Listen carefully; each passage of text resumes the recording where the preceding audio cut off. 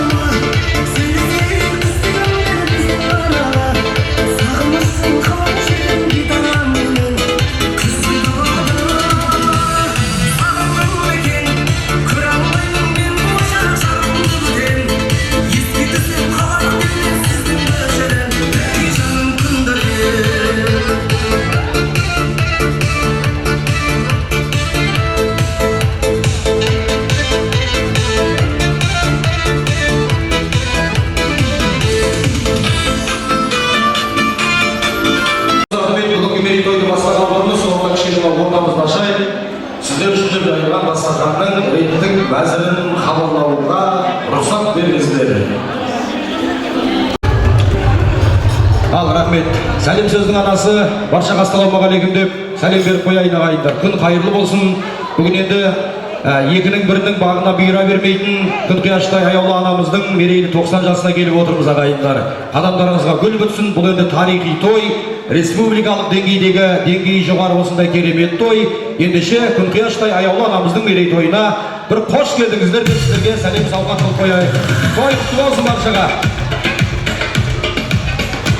Енді қазір тойымызды арнайылап салтанат түрде бастаймыз ғой. Дегенде мына тойға келген құрметті меймандарды дастархан басына шақырайын.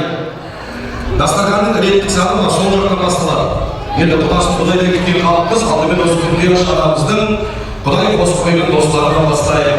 Осы әулеттен қыз алысымыз беріскен осы әулеттің құда жекжаттары.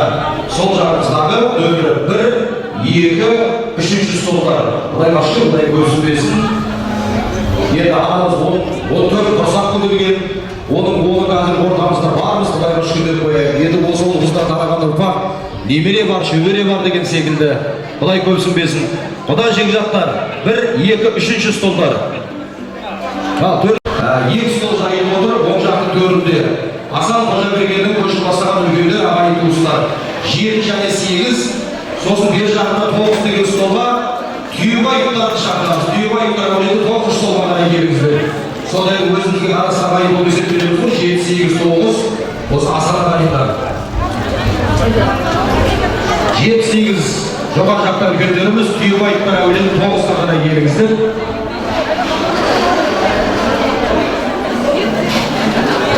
Ал құдалар жайғасы олай 1, 2, 3 столдар, құда жекжаттар 1, 2, 3.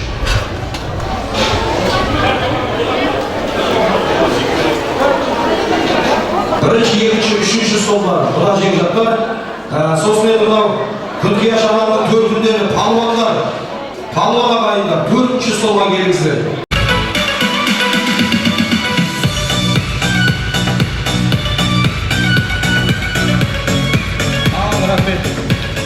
Ассалаумағалейкум деп сәлем бердім.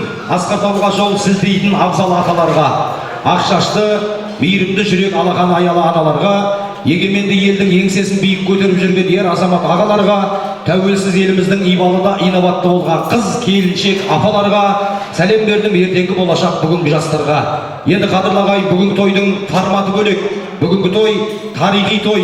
Соңында да мінекей өмірдегі көрген жас уақыттағы бейнетін көрсе, қазір енді мінекей зейнетін көріп, жапырағы жайқалып, мәуелі бәйтерекке айналып отырған біздің Күнқияштай әзиз әз анамыздың 90 жасы құтты болсын ағайын баршаға.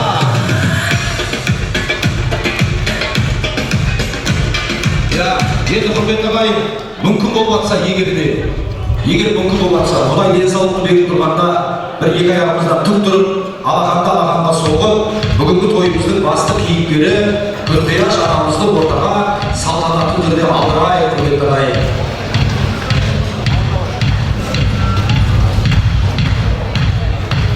Орнынан тұрып жатқан ағайындар 100-ге келсін, 100-ге. Әлі отырғандар 150 жасасын işte. Ағайын ағайындар, Құдай көрсінбесін, бір қауым елі болып қазір ортамызда Сымат атамыздың әулеті шығайын деп тұр. Ендеше алдымен тілектің сахнасына бүгінгі тойымыздың төрінде Күнқияш анамызды алдырамыз. Ендеше бірі көрсе, бірі көрмеген кісілер де бар шығар. Бүгін енді Амантай ағам ән салайын деп тұр, құрметті ағайын. Жақсылап қол соғып қошеметтейік. Ортамызда Амантай Сыматұлы ән салады, және немересі Жанат Жақсыбайқызы ән салады. Осылайша Күнқияш анамызды Амантай баласы мен Жанат немересі әсем әнмен ортаға алдырайын деп отырмыз. Ал, тойды бастайық. Ақжаулығы кірдемеген аяулы әз анамыз Күнқияш анамыз ортамызда. Индираша орталығының қолдауымен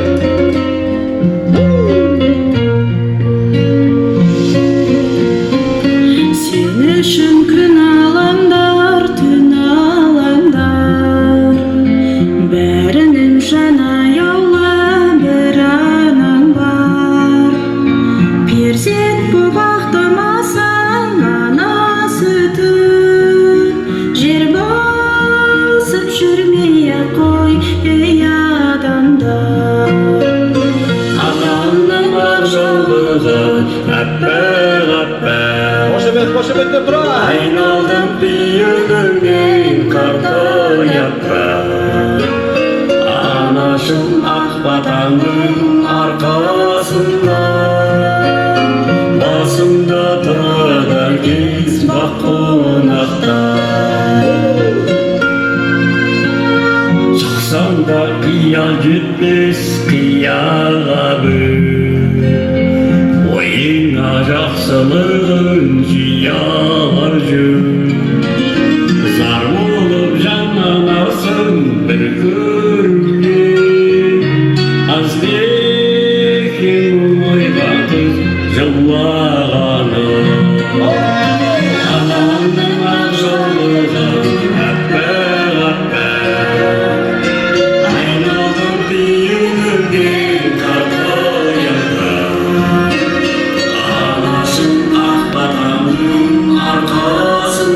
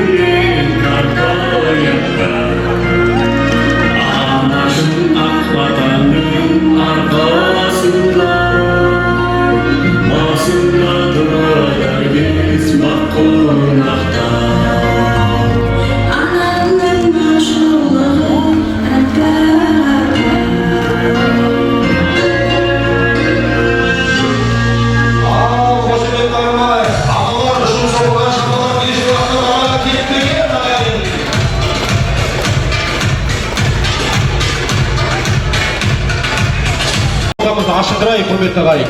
Өйткені қазір ортаға Сымбат атамның ұл қыздарын, немере шөберелерін шақырайын деп тұрмын, мына жерге сыймай қалуымыз мүмкін. Кішкене ортаны ашыңыздар. Енді Құдайға шүкір деп айтайық, міне тойымыздың басты кейіпкері Күнқияш анамыз жапырағы жайқалып тойымыздың төріне келді. Құдайға шүкір деп айтамыз ғой. Анамыз енді 14 құрсақ көтерген, соның қазір енді 10-ы осы өмірде бармыз, Құдайға шүкір деп айтайық. Осы енді ұрпағынан тараған 17 немере бар, 7 шөбере бар, қыздан тараған 21 жиен бар, ол 21 жиеннен тараған 31 жиеншар бар. Сонда біздің жапырағы жайқалып мәуелі бәйтерек болып отырған Күнқияш анамыздың Алла деніне саулық берсін. 100 жасын тойлайық, құрметті ағайындар. Осыған қосылатындар бір қол соғыңыздар. Ендеше адам баласы ақылымен сымбатты болса, ұрпағымен қымбатты дейміз. Енді тойымыздың төрінде анамыздың құшағын гүл шоқтарына толтыру үшін ортада Сымбат атамыздан Күнқияш анамыздан тараған ұрпақтар. Алдымен үйдің үлкенінен бастайық, қыздың үлкені Жақсыгүл апам шығайын деп тұр, өз жанұясымен бірге. Ол саған қошемет. Анашым тойла бүгін тойымда, анашым өзің күнім айымда. Қыздың үлкені Жақсыгүл апам Есте гүлдеріп, гүлдерді сізге беріп, төрме отырғызу ойымда. Десте гүлдеріп, гүлдерді сізге беріп, төрме отырғызу ойымда. Анашым тойла бүгін тойымда, анашым өзің күнім айымда. Десте гүлдеріп, гүлдерді сізге беріп, төрме отырғызу ойымда. Десте гүлдеріп, гүлдерді сізге беріп, төрме отырғызу ойымда.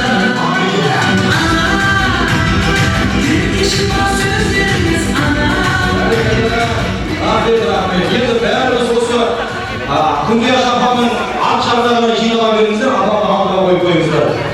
Сонымен ортамызда екінші қыз Роза апамыз келе жатыр, жанұясымен ағайындар. Қошемет беріңіз. Ертек шықпа сөздеріңіз ана, Кәне, қосылыңыздар. тола көздеріңіз ана, бізге бақыт сыйладыңыз ана, жаным ана.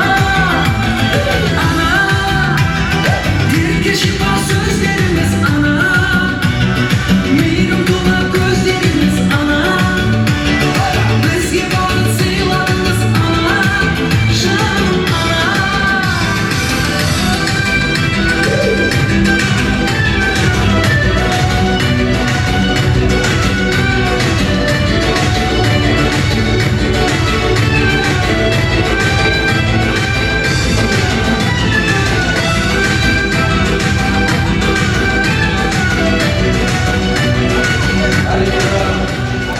Рахмет. Апамыз ат жағына жинала беріңіздер. Әлі 8-іміз шығамыз, Енді құрметті ағайын, ұлдың үлкені Жақсыбай ағам келе жатыр отбасымен. Қошемет беріңіз.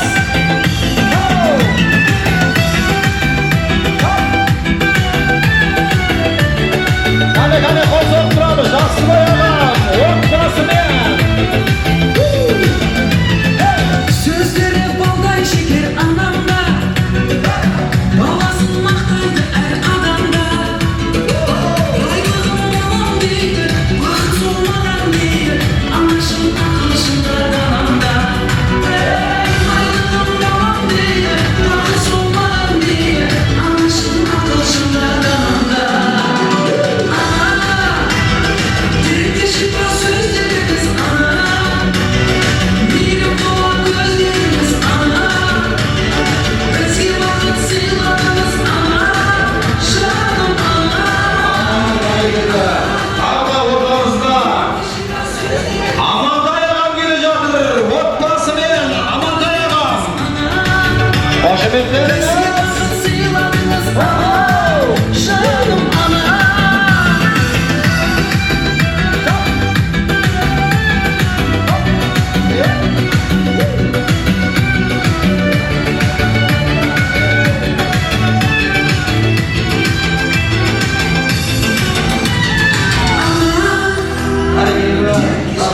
Бұдан бізге тойымызға сән беріп тұрған Индира шоу ұжымының қыздары. Кішкене бері қарай жақындарыңыздаршы, бері қарай. Мына жерден асалып тұрайықшы, өйткені таңғы асы қыз келе жатыр, қыз. Әулеттің қызы. Бейбігүл қыз келе жатыр отбасымен бірге. Қошемет беріңіздер. Анашым өзің күнім айым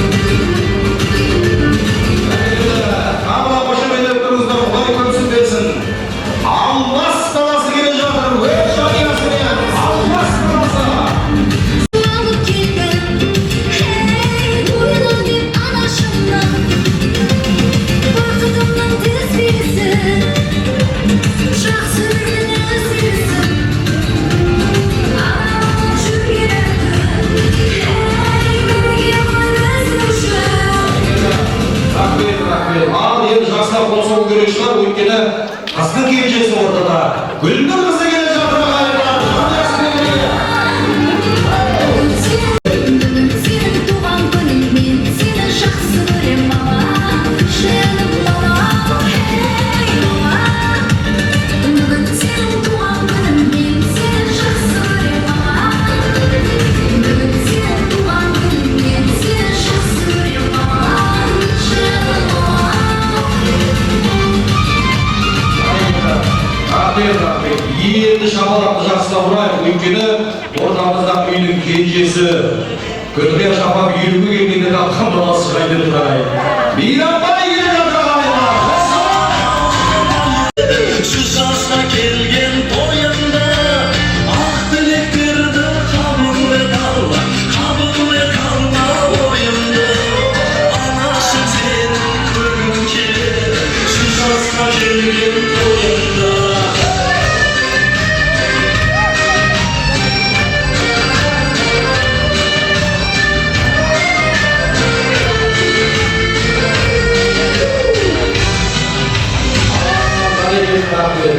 Құдай тірі көздері аман болсын. Осығанда Күнқияш әжеміз, анамыз, Лұқпан атамыздай ұрпағымен мың жасап отыр. Құдай көрсін десін.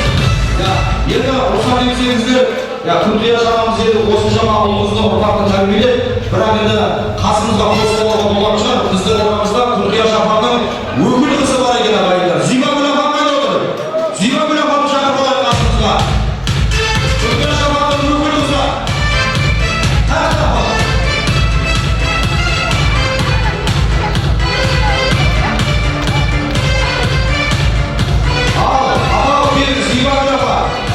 Зибаграфам келіп тұр. Рахмет. Ағайын қошеметіңіз қайда. Бүгін төлеген апамдарымыздан сондай соңына шығару, концерттің сол сияқты. Ортамызда Күнқияш апамның өкіл қызы Зибагүл апама бір қол соғайық. Әнеке, балаларымен ұлыңыздарымен келіп отыр.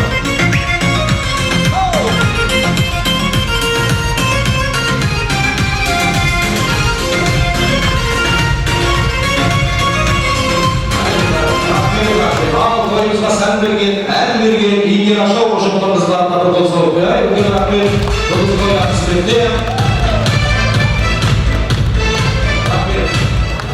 Рахмет. Кешегі жаңағы Сартай батырдың іздендерге жау жүрегінің басияқ болды қосыларды. Қопадай жабылып, Сымат ағамыздың ұрпақтарының көзі ашыласақ, адамның керегі жоқ, бір той үсте жүруге болады екен, Құдай көпсіздесін деп қояйық. Енді мына аяулы анамызды ортаға алып, Сымат ағамыздың әулеті болып, Зибагүл апамды қасымызға, апамның қасына қойып, әдемі сөйлеткіміз болайық, жанұялық сөйлетке келіңіздер. Келері, қыздары, ұлдары, мына екі жақта екі дастархан бар. Мына немере шөберелі жастар жағы оң жақтағы столға қарай келсін. Мына сол жақта тағы бір стол бар, кішкенен қайданы болайық. Енді Күнқияш анамызды анау жоғарыда төрде өзінің замандастарымен дастархан жайып қойдық, сол апалардың басына жайғастырайық.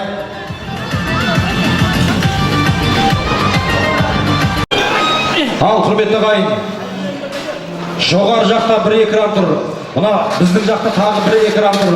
Осы экрандарға назар аударыңыздар. Күнқияш анамыздың жүріп өткен жолдарын көрсетейік. Тамашалайық. Адамның байлығы артында қалған ісі, тәрбиелеген ұрпағы, жасаған жақсылығы. Бүгін біз 90 жаста толып отырған ардақты анамыздың өмір жолына бірге саяхат жасаймыз. Балалық шақтан басталған бұл өмір жолы еңбекпен жалғасып, үлкен әулеттің берекесіне, ұрпағының мақтанышына айналды.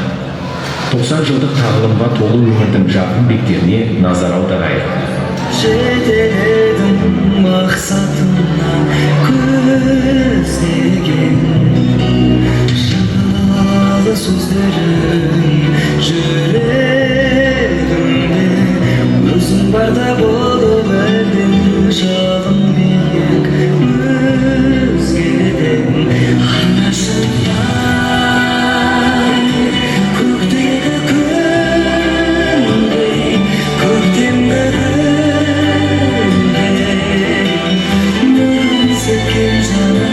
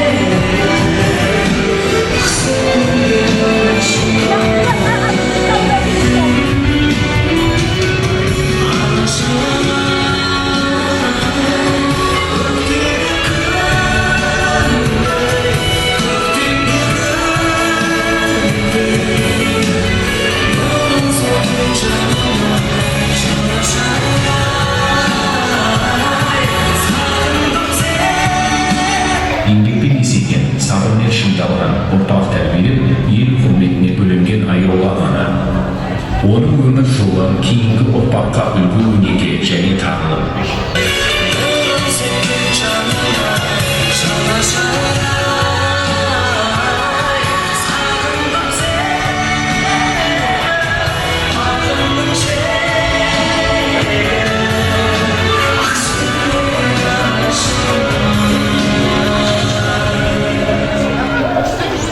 Ал бір қошемет қоюға болатын шығар ішінде.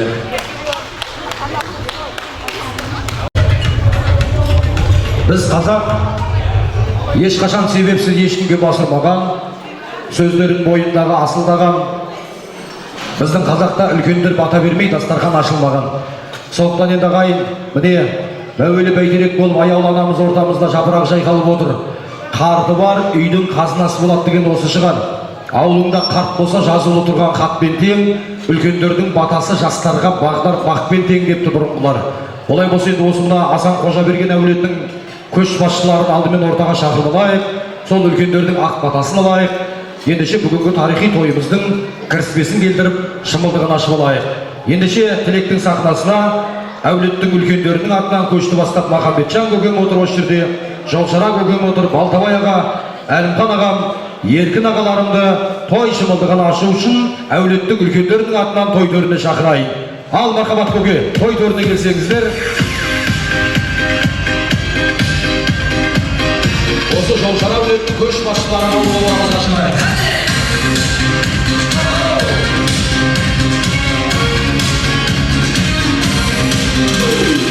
Туған жердің топырағында естілген ерлері бар, қаймықпайтын ешкімнен, жаңылмаған әдет ғұрып дәстүрден, тұғырымыз мықты болсын қазағым.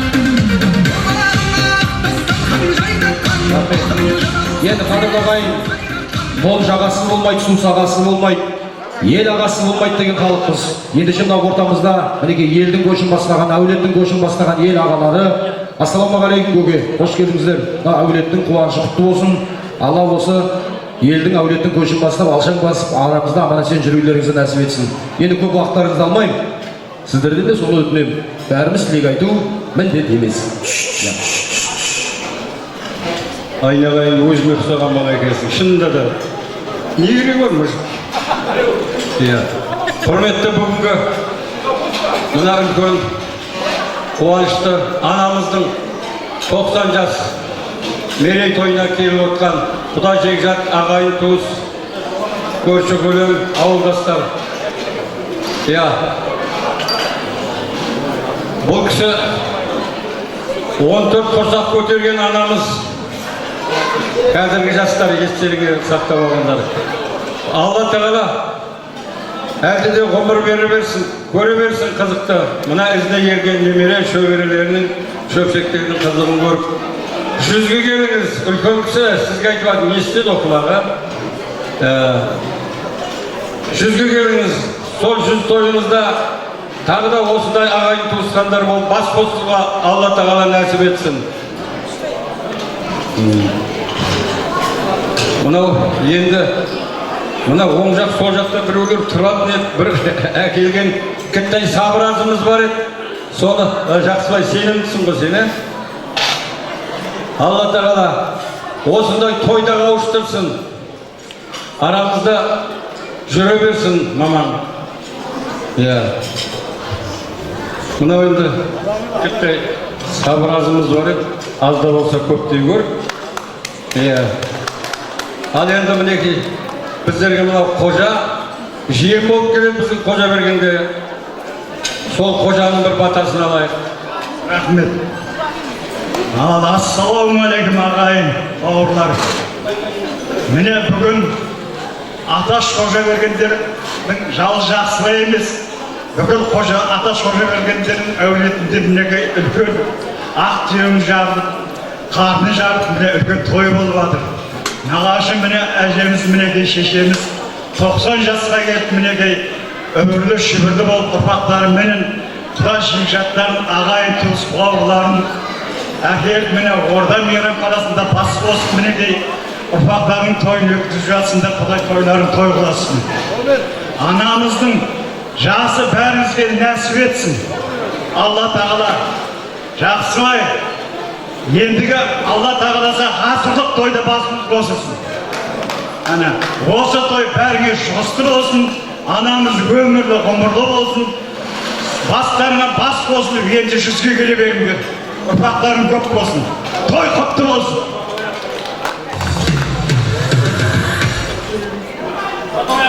Ал Батабай сөйлейсіз.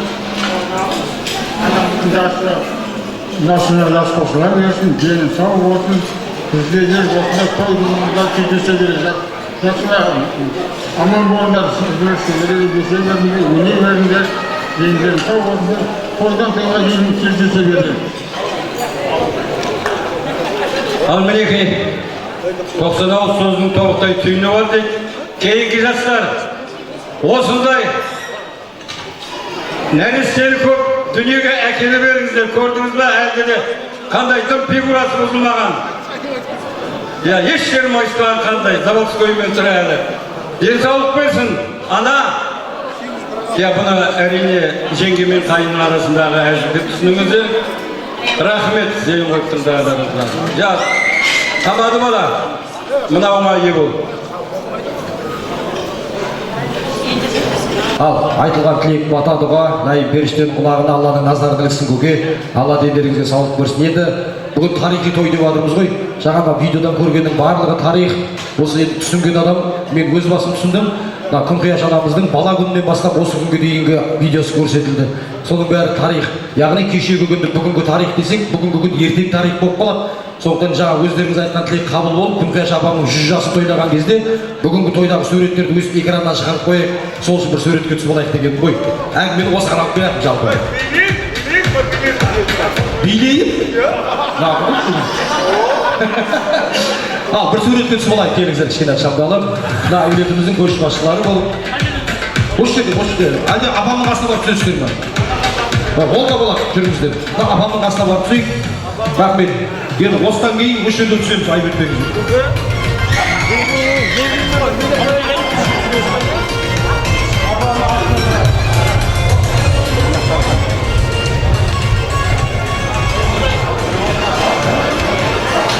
Мен тойдың шымылдығы ашылды. Енді ас адамның арқауы деген қалыппыз ғой. Алдыңызға ас қойдық, екі қолды бос қойдық. Осы міне Сымат атамыздың ұрпақтары аналарының абыройын асқақтатып қаншама ағайынның алтындай басын қосып той қылып отырмыз. Енді осы дастарханнан жақсылап бұйырғаннан алдырып отырайық, құрметті ағайын. Асқазанға ел қондырып отырайық. Енді мына ас дегенде аттан түскен халық болсақ, үлкен астың да мәзірі дайын тұр екен. Олай болса, құда жекжаттарымызға, үлкендеріміздің алдына бас тартайық, қонақтарға үлкен ас тартайық. Осы Орда мейрамханасының сымбатты жігіттері мен сұлу қыздары бар, алдарыңызға үлкен ас тарту етеді. Соны қабылдайық.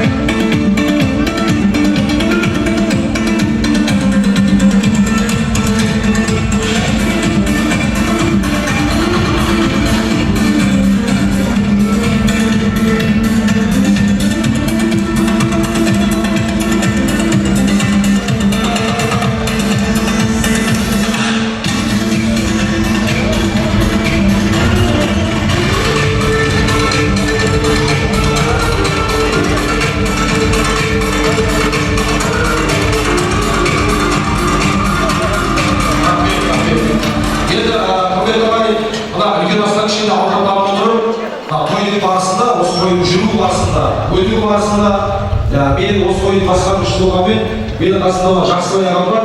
Осы әулеттің үлкендері ретінде қазір сіздерге біздің Күнқияш апамның өмірбаяны туралы арасында Жақсыбай ағам кішкене қозғап отыратын болады. Соны да ескеріп отырайық. Жақсыбай аға, келіңіз енді бір-екі ауыз, 1 минут, 1,5 минуттың көлемінде. Ассалаумағалейкум. Енді негізі тойға жиналған қауым кішкене бір хабарламадан құлақтар болып отырыңыздар. Бұл енді анамның туған жылын білетін кісілер документ бойынша шешем 39 жылғы ой жетіп ойлап жүргенімде әкесі айтқан ғой бар. Туу туралы куәлігімді алып кел, 39 болған деген. Негізі анамның қазір аяғына кішкене жарақат келе алмай қалып тұрған Abdullah Halil'e. O kişi seni ayırmadı. O kişi 41 yılı. Şimdi sizlere gösterdik benim adam 39'da o kişi 41. Bırak. Şişesiz olmadı yaptığında o Akın'ın Alışbaydın әжесі қойсын апам шақырып кел сосын самауырға су ысыт деген ғой толғатып отқанда күміс әжеміз сонда ол 2 жасар бала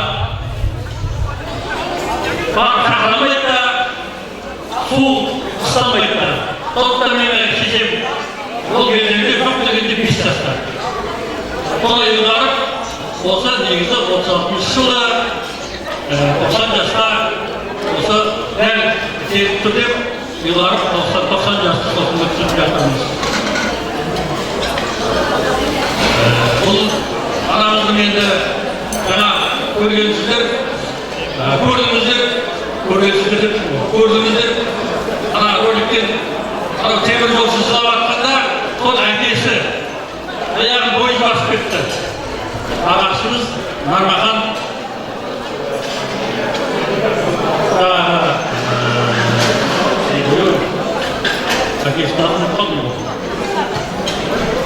Süleyman Narmaхан деген ағашымыз аяғын бойы басып кетіп, содан соғыстың кезінде жұмыстан шығып, тұрмыстың ауыртпалығын содан кейін бастан көтерген. Жаңа ғана 2 шелек суды көтеріп бара жатқан сәтін көрдіңіздер. Ол кезеңде ауылдан 4 шақырым жерде Орамбай деген ауыл бар. Шешесі екеуі сонда 2 шелек суды, менің шешем 2 шелек суды мамасы алып барып, сояқтағы қойларды сауып, 4 шелек сүтті ауылға алып келеді екен. 4 шақырым жерден. Соны әкеліп, үрімшік қылады, құрт қылады, сүт қылады. Соның жартысын жаңағы қойларын сауғызған адамға барып береді. Енді ол соғыстың кейінгі ауыртпалық кезең ғой енді.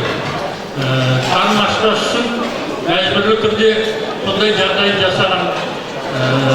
Сосын енді кешегі ашаршылық кезге тұрмыстың ауыл кездеріне адамның өмірлері сәйкес келіп тұр.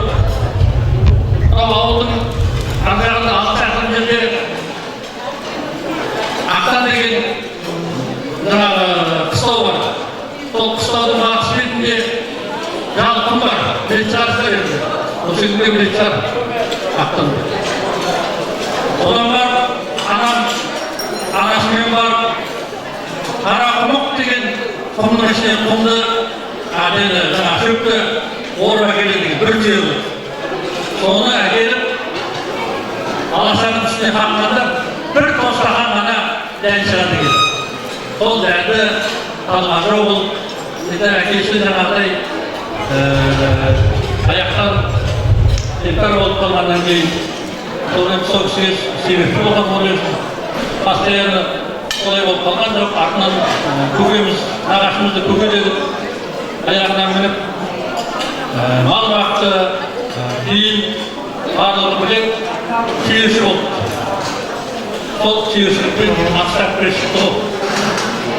Енді тағы қалғанды айта береміз. Рахмет аға. Енді құрметті ағайын, мына кішкене асқан ауқаттанып отырып, ән көңілдің ажары деген халықпыз. Жақсылап енді кішкене ән тыңдап дәмнен алдырып отырайық. Енді бүгінгі тойдағы шырқалатын әндердің көбісі ана туралы, әже туралы болатыны белгілі ғой. Сондықтан алдымен енді мына біздің Бибігүл Төлеген апамыз орындаған ана туралы балладанмен бүгінгі тойды бастағымыз келіп отыр. Бүгін өйткені әзиз анамыздың тойы. Ендеше тойымыздың сахнасына жаңа ғана тойымыздың шымылдығын ашуға үлесін қосқан, қазағымның салт дәстүрін насихаттап жүрген Индира Шоу орталығының жетекшісін шақырайын деп отырмын ағайын. Асанның қызы, қарсы алыңыздар. Ортада Индира Рысалиева. Аналардың құрметіне.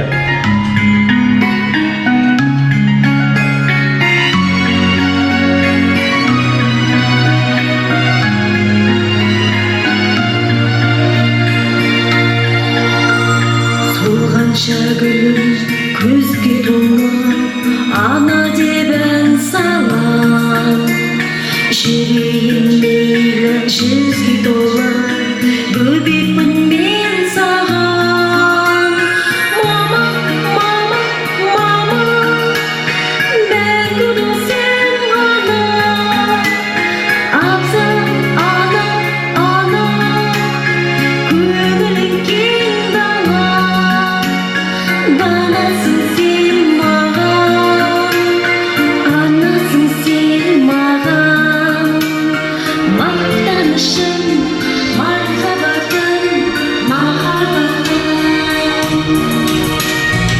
арызбын әшім ақ шашына көзіңнің жасына өзіңсің бақыт баршасы да өмірдің басына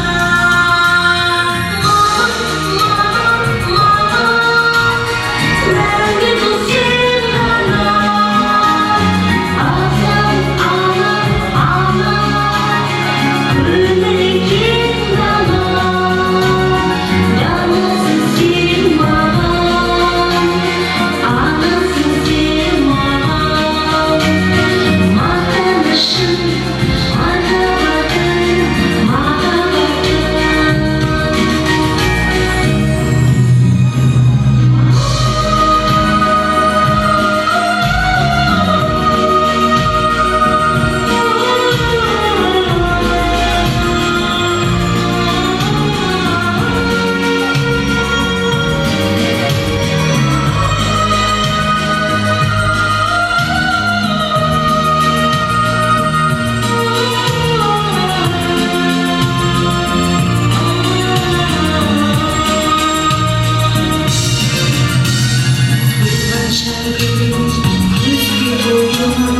ана деп ән салам жүрегім жүзге толы бөбекпін мен саған мама мама мама мәңгі бұл сен ғана абзал ана ана өмірің кең дала данасың сен маған анасың сен маған мақтанышым махаббатым махаббатым мақтанышым мархаббатым махаббатым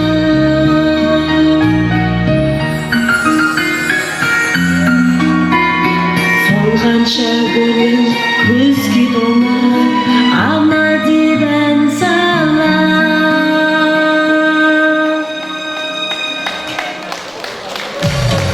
Ал Икира Рысалиева қыздарыңыз бір қол соғып қояйық. Рахмет. Ағайын, мына осы тойдың жасы өтуіне үлесін қосқан, белсенді қонақтарға сыйлық берілетіні белгілі. Сондықтан мына Күнқияш әжемнің өзін бастап сандығын аша берейін. Алғашқы сыйлық. Осы жерде 12 столда отырған қонақтар 250-ге жуық халық бармыз ғой. Сырттарыңыздан қарап тұрып, ана туралы ән шырқалып жатыр. Көп адамдар тамақ ішіп жатыр.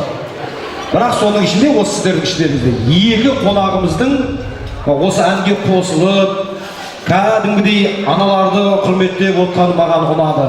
Соның біріншісі мына ортада отырған көзілдірік киген апам. Апа, орныңыздан тұрып қойыңызшы. Сіз апа. Сіз я. Бақ, бүйтіп, кәдімгідей осы әнге елітіп, бір билеп келіңізші апа. Бірінші сыйлықты сізге берейін мына. Осы әнге қосылып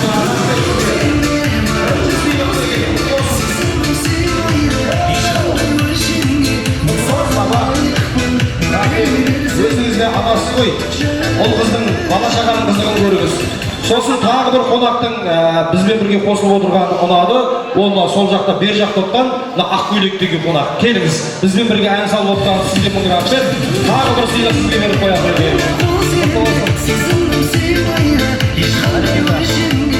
Рахмет. Бұл енді сыйлықтың басы, әлі де талай сыйлықтарымыз бар, Құдайға шүкір. Тойдан толықтай қалып бізге де жұғысты болсын деп ниеттеп отырыңыздар. Енді ән көңілдің ажары десек, би ортаның базары. Тағы да Индира шоу ұжымы бүгінгі тойда қызметте. Енді алдарыңызға қазақтың ұлттық биін ұсынамыз. Кәдімгі тойбастар биі ретінде Индира Шоу ұжымы алдарыңызға. Би тамашалап отырайық.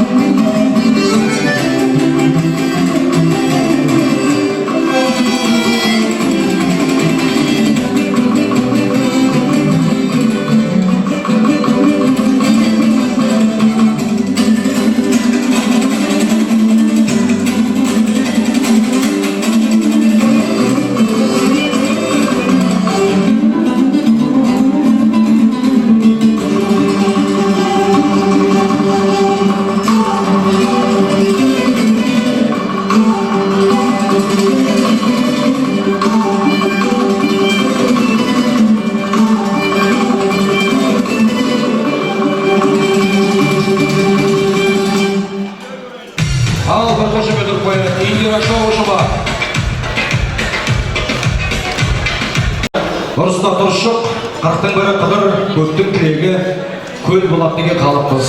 Сондықтан енді осы мына Күнқияштай аялы анамыздың 90 жас мерейтойына деп арналатын көптің ыстық ықыласын аламыз. Ақ тілектерді қабылдаймыз ағайын. Енді ас иесімен тәтті дейміз ғой. Жаңа осында Қожабергеннің көшбасшылары тойды басқарып берді. Енді Құдай көп сүрмесін. Бәріміз айналып келгенде бір атаның балдарымыз ғой. Еседі мына оң жағымызда, жоғары жағымызда Мақсатбай Қараулеті келіп отыр. Оның бір жағында Түйебай Қараулеті келіп отыр. Енді ағалармен ойласа келе, кішкене қышқанбалған дұрыс шығар деп ойлаймыз. Өйткені арасында кішкене сыйлықтарды да үлестіріп отыру, ол өзінше уақыт қажет етеді. Сондықтан осы қос әулетті, бір туған бауырларды өліп жатпай бірге ортаға шақырғаны дұрыс көріп жатырмыз ағайын. Ендеше сіздерді үлкен құрмет қошеметпен той төрінен қарсы алатын боламыз. Ортада Мақсатбай Қараулеті, Түйебай Қараулеті болып бір туған бауырларымыз ортаға шығайық. Ал мақала келіңіздер.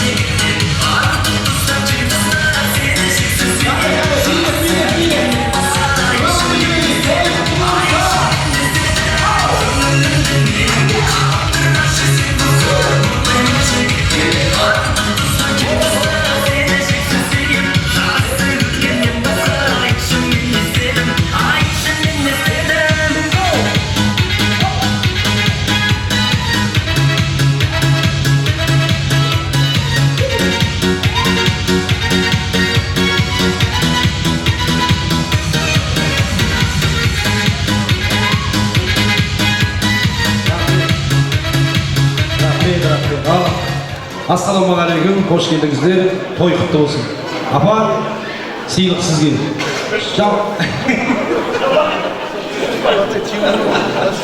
Жаңа биіңізді бір апамның көңілін көтеріп жүрейін бақыттайық.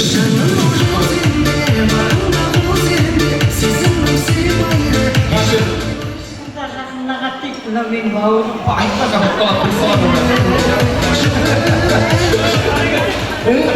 аға, айтып қойдыңыз ау, ұят болды ма? Апам билеп келеді, сыбайлас жемқорлық емес. Ал, той құтты болсын дегім келеді. Енді мына анамыздың қуанышы бәрімізге жұғысты болсын, осындайға жетіңіздер. Біз осыған тілектеспіз. Енді мінекей екі атаның баласы болып ортаға шығып отырмыз. Осы енді Мақсатбаевтар бар, Түйебаевтар бар. Бір ауыз тілек сіздерден болсын. Ал кімден бастайын? Жасы үлкен кісілерден бастайын. Ал. Ағайын, бұл енді анау-мынау 30 жас, 40 жас бала шағаның тойы емес, 90 жас тойы. Сондықтан кішкене сабыр қылып, мәдениет тілін сақтап отырайық, қолдан келсе.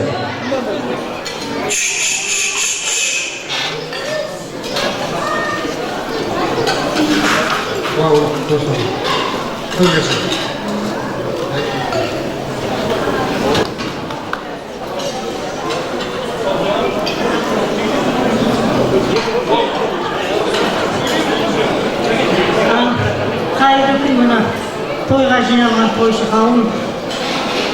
Осы мына енеміздің 90 жасы. Барлықтарыңызға жұғысты болсын. 90-ында асында біздерген жанымда Амады бала айтып жатыр. Осы енемнің әулетінеміз Асанның Қожабергендері. Мына тұрғандардың бәрі мен қайындарым, қайынсіңдерім, балдарым, келіндерім келіп отыр. Енді бұлардың үлкенді қайда демемізде көңілін ағылса түсет. Үлкендеріміздің бәрі енді әйтеуір жолына түспекті. Артында қалған үлкені болып мен қалып отыр. Бірақ мына қайындарыма болмаса шейлеп отыр оларға рахмет. Енді ене 90 жасыңыз құтты болсын. Мына ұрпақтарыңыз ұлтпанда ұрпағымен мың жасаған еді. Осы ұрпақтарыңызбен мың жасай беріңіз. Алла денсаулық берсін. Енді балдарыңыз ұрпақтарыңыз аман болса, көп жасағанның зияныңыз жоқ. Халқы бар үйдің қазынасы бар үйдің отырған Жәке амантай еді. Мына аналардың қасына қой айналайын. Осы аналардың өзіне құтты болсын. Енем отыра берсін алдарыңда болса. Басқа не айтамын? Мына дастархандарын тойға, жақсылыққа, өздерің қандай аналарын сыйласаңдар, сендердің осы 70, 80, 90, 100 жасарыңда балдарың осындай той жасап берсін, соған жұғысты қылсын. Атадан не көрсе, бала соны істейді дейді. Мына аналарыңа сол құрметтеріңдер, келіндер қайда, келіндерге де көп-көп рахмет. Өздерге жасасын. Біз соған шын жүректен тілектеспіз.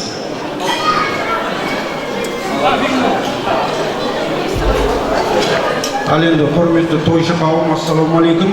90 жасқа жиналған құрметті жеңеше Марат Көшелер отқан. Бүгінгі 90 жас мерей жасыңыз құтты болсын. Енді біз сізге не айтамыз? 90-ға келгенде баласы не айтады? Деніңізге саулық тілейміз. Аман болыңыз. Жалпы Аллаға шүкір, ұрпақпен мың жасаған адамсыз. Енді 100 жас тілейміз. 100-ге келіңіз, біз сол тойды тойлайық. Аман болыңыз, осы көрінген бала шағаның қызығынан тоймаңыз. Мына бұл жалпы тойға жиналған тойшы көп қауым. Бәріңізге де осындай 90 жас, 100 жас тілейміз. Амандықта. Тек тойда жүрейік. Той құтты болсын. Амандық болсын.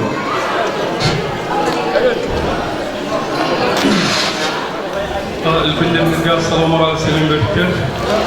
Жастарға есен аман болыңыздар. Мына тойға жиналған тойшы қауым, себеп мына көшбасшыларымыз, Қожабергендер көшбасшыларына ана болғаннан кейін келгенде мен өз басым әже деп санаймын. Әжеміздің мына 90 жас мерейлі жасты тойы құтты болсын. Осы тойға жиналған тойшы қауымның бәріне жұғысты болсын дейміз. Әже 100, 110, 120, 130-ға дейін Алланың берген жасы жасай беріңіз. 200, баласы 200 берсін, мен оның үстіне 200-ді тағы қосып берейін. Алла ұзақ өмір берсін сізге, ешқақта ауырмаңыз, өмір жасыңыз ұзақ болсын. Мына әр қайсымыздың отбасымызда осындай қуаныш той болсын. Не дейміз, баршаңыз барлығында аман болайық, осында тойда басымыз қауыштай берсін.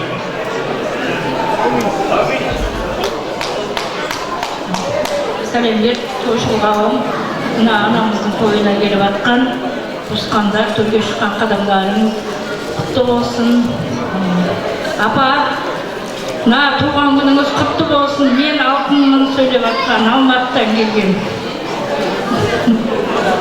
Деніңіз сау болсын. Ортамызда аман есен жүре беріңіз. Балаларыңыздың қызығын көріңіз. Балаларыңызға, келіндеріңізге, қыздарыңызға бәрілеріңізге үлкен рахмет. Өстіп той жасап бергеніңізге. Бәріңізге жұмыс болсын. Жақсы отырыңыздар. Демалға.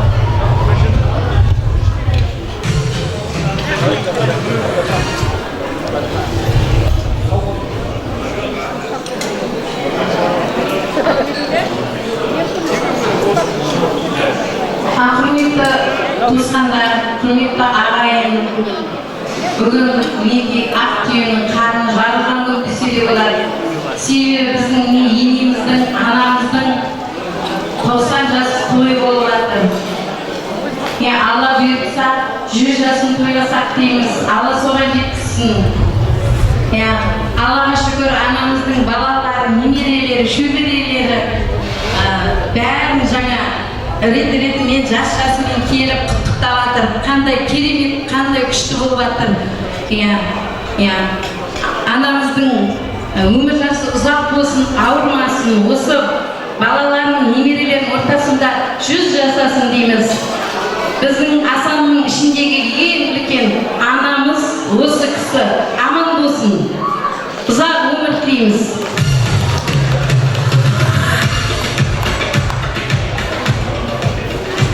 Құрметті тойға жиналған той барлықтарыңызға жұғысты болсын. Шекшен бүгінгі 90 жас тойыңыз құтты болсын. Ортамызда жүре беріңіз, аман есен шалқықтасып, біздің есімімізға тоймай, той құтты болсын.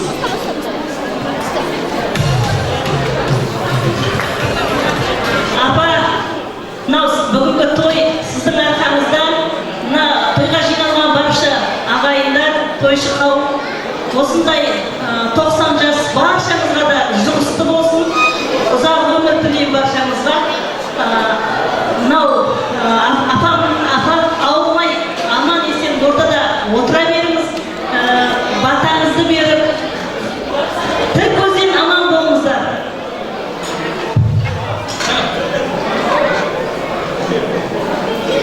Құрметті тойшы қауым, бүгінгі той сіздердің барлықтарыңызға, шаңырақтарыңызға осындай той жұғысты болсын. Әже, туған күніңіз құтты болсын. Мен ғой жаңа сөйлеп жатқан. Жан-жағыңыз аман болсын, деніңіз сау болсын, Алла тағала тіл көзден сақтасын. Амандықта болыңыз деп.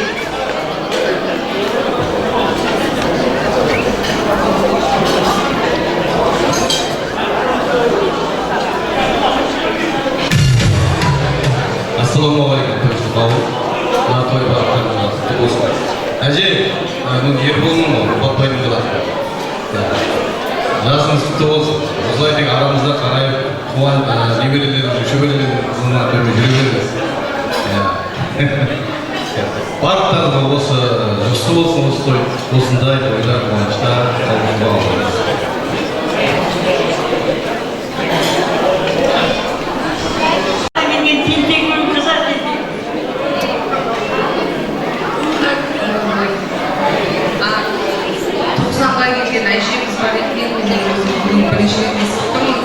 Әже, жасыңыз құтты болсын, сіздің жолыңызды берсін, жасыңызды берсін. Мен әкемді тентек деп айтып кетсіз, сол кісінің қызымын мен. Бақытты болыңызшы балаларыңыздың арасында.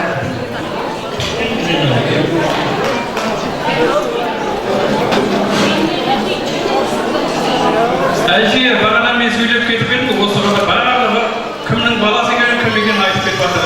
Бұл жерде жаңағы кейін Нағашбайдың балалары сөйледі ма, сөйлемеді ма деп ойлап қалып едім. Мен Нағашбайдың баласымын, маған сөйлеп кеткен тілегімді, батамды бердім. Есімім Асанға, Нағашбайдың үлкен баласы.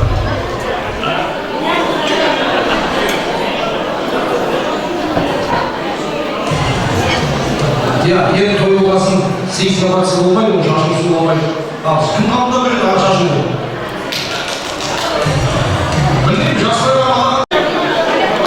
Я, енді ана 90-ға келген кісіні қозғамаймыз, оған енді өкпелемейтін шығарсыздар. Жабатын шапанымыз болса, сол жерге барыңыздар, апама сол жерден ыңғайын жасаңыздар. Сосын мына кім бар, келіндер бар ма, қыздар бар ма? Күнқия шапан ба, жабылған шапандарды ыңғайлап сол жерден қабылдап тұрайық. Сосын суретке де сол жерге түсіп алыңыздар.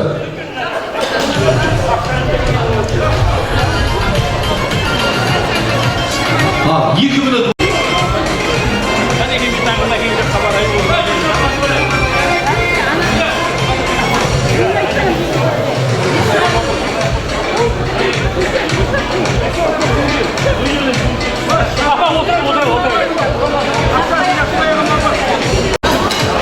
Мынау мақсат байыптарға, түйе байыптарға үлкен алғыс білдіреміз. Осындайға жетіңіздер сіздерде. Енді мына кішкене орнымызға жайғадық. Астан ауқаттана түсейік, құрметті ағайын. Енді бағана айтылғандай, бүгінгі тойдағы шырқалатын әндердің көбісі ана туралы тақырыпта болатыны белгілі. Енді бірсыпыра әншілеріміз бүгінгі тойға арнайы дайындалып келіп отырмыз. Жаңа енді Амантай ағам өзі бастап, Жанат немересі бастап шықты ғой. Енді мен ортаға тағы да осы Сымат атамыздың ұрпақтарынан ортаға шақырайын деп отырмын. Бұда Аманжол деген ағамның келіншегі, Ақбөпе деген келіндеріңіз шығады. Және Жасмин деген осы Күнқияш анамның немересі шығады, құрметті ағайын. Олай болса, осы анам мен қыздың үлкен әжеге деп арнаған әннің куәсі болайық. Ақшашты анамызға бұл әнді бәріміз білетін шығармыз. Енді апау сенің арқаң дейміз ғой, осы әнге бірге қосылып отырсақ болады. Алдарыңызда Ақбөпе және қызы Жасмин екеуі ағайын. Қарсы алайық.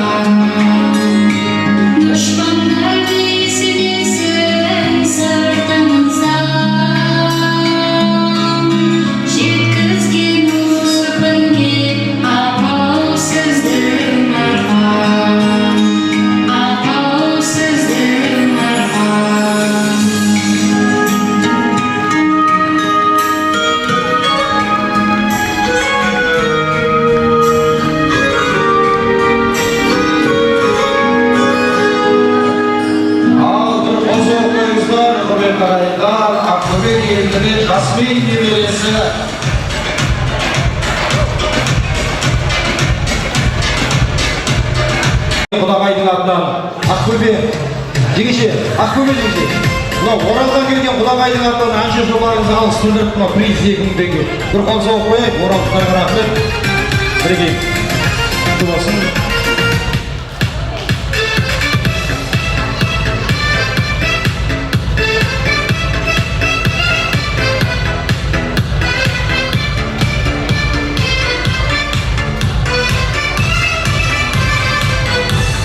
Рахмет. Енді тойдың басталуына бір шама уақыт болды ғой. Расымен деген қалатын ше?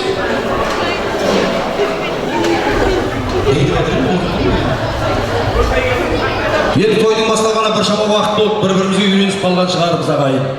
Енді жаңа көрдіңіздер, Күнқияш анамыздан тараған ұл қыздар, ұрпақтар қаншама шығып жатқаны. Осы Күнқияш апамның, Сымат көкеннің балаларының сіздерге деп жасап атқан қонақ жайлығы көңілдеріңізде шығып жатыр ма?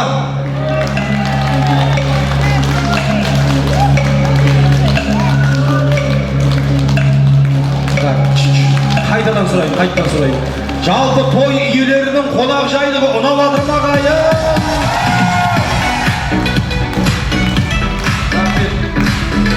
Мына жақта қаншама сыйлықтар тұр. Колонкамыз бар, манталар, сковородка, қазан. Бұның бәрін бет алды бейт бересін алмайды. Бұны еңбекпен алу керек қапа, дұрыс емес пе? Үлесін қосу керек. Сондықтан жақсы көңілді отырған қонақтарға қазір приз беріледі. Енді қазір мен ортаға тағы бір әнші жігітті шақырайын ағайын. Тағы бір әнші ашуымыз жүк болсын. Жаңа Күнқияш апау, әжем, жақсы отырсыз ба? Қазір мен ортаға бір жігітті шақырайын деп тұрмын, сіздің құрметіңізге ән салады. Ол жігіт есімі Алмат деген жігіт, өзіңіздің өкіл қызыңыз Зибагүл апамның немересі. Сіз үшін ән салайын деп тұр ағайындар. Жақсы бір қол соғып қояйық. Күнқияш апамның өкіл қызы Зибагүл апамның немересі Алмат балдарыңыз аналар үшін бір ән салып берсін ағайындар.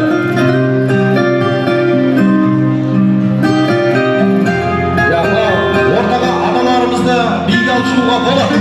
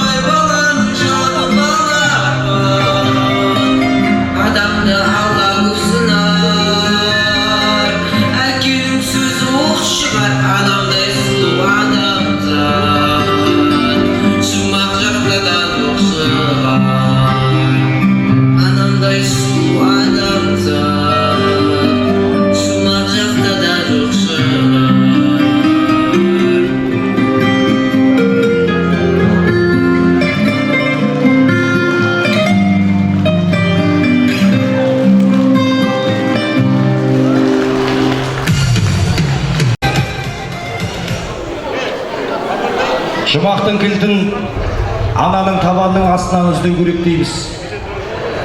Анасы бар адамдар қартаймайды дейді ғой бұрынғылар. Жаңа көрдіңіздер. Алдымызда анамыз тұрғанда әлі жас көрінеді ол қыздары да. Қазір енді соңғы уақыттар айтамыз, баласы жақсы адамдарда қартаймайды деп. Осы Күнқияш анамыздың қуатты болып тіпа-тіпа деп қояйықшы. Осы 90 жасқа дейін келуде, осы Сымат атамыздың балаларының салиқалы, мәдениетті, осындай жақсы болуының арқасы шығар деп ойлаймын, құрметті ағайындар. Бұған қосыласыздар ма?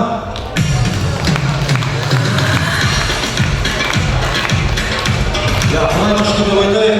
Енді Күнқияш анамыз ұлды ұяға, қызды қияға қондырды ғой. Немере үйлендіріп шөбере сүйіп отқан бақытты ана. Енді жапырақ жайқалғанның бірден-бір дәлелі, бір емес қостырғанда 4 столдың басына отырған Күнқияш анамыздың құда жекжаттары бар. Енді құдаң жақсы болса құдастай, құдағи жақсы болса сырнастай болады деген қалыппыз. Bir ғана сөзбен қайырайын. 40-тың бірі қыдыр мыңның көрі уәли, билеп келсе екен ортаға, құда менен құдағи. Енді бөлім жағдай, бәріміз ортаға бірге шығайық, арамыздан үлкендермен сөйлесіп, жастар жағы биге жалғайтын болайық. Ал келіңіздер, ортаға барша құда-құдағи, құдаша құдаларға.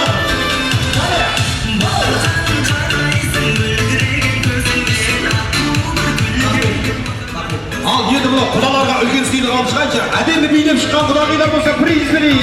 Қане, билеп шығайыншы.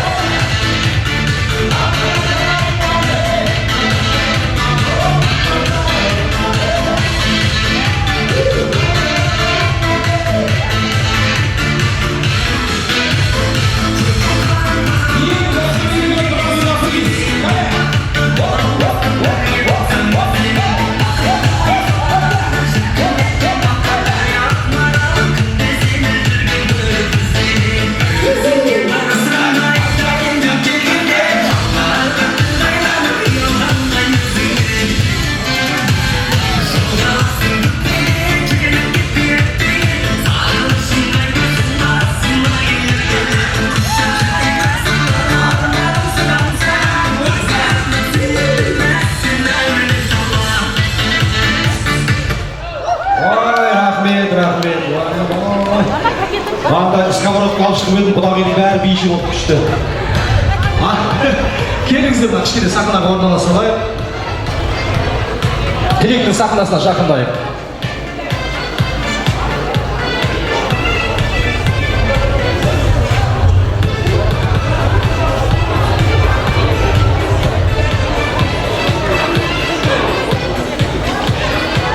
Рахмет, енді құдасын құдайдай күтетін қалыппыз ғой. Мына үлкен сыйлықты алып шығып тұрмын.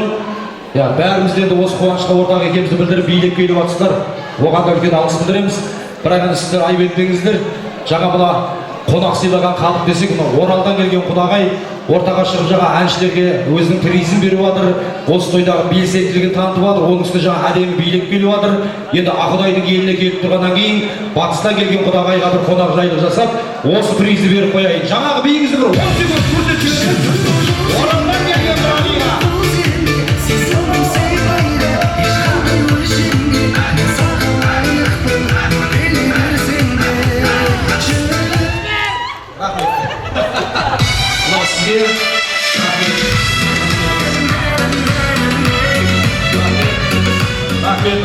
Апа, сәлем берді.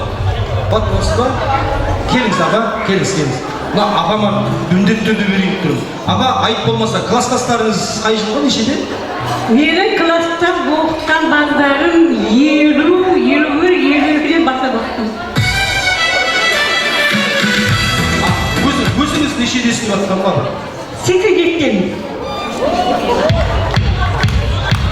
Менің апамның жасы 87-де.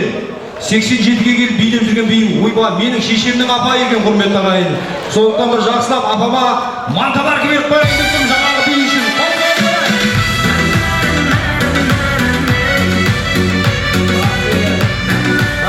Рахмет. Апа, мантабар құтты болсын. Менің әкемді шешемді оқытқан екенсіз ғой, апа. Рахмет сізге, рахмет. Сол кісілерден туып жүрміз қазір. сосын енді бір білсе бір білмес, сәт шығып кетіп жатыр, айта берейін. Той бастарып жүрген балдарыңыз енді, апа, қара кесектің баласымын ғой, бірақ мен палуанға жиенмін. Осы мына Қамбаш елінің қуанышы болып жатқаннан кейін, сол Қамбаштың жиенімін,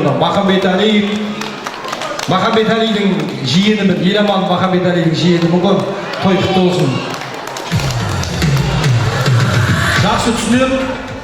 Әр әулеттен келіп отырмыз, тілек сәл созылуы мүмкін, оны түсіністікпен қараймыз. Десе де, әр әулетті бастап келіп отырған бір басшыдан тілек айтайық, сосын қалғанымыз биді бастайық, рұқсат болса. Кімнен бастайды, апа?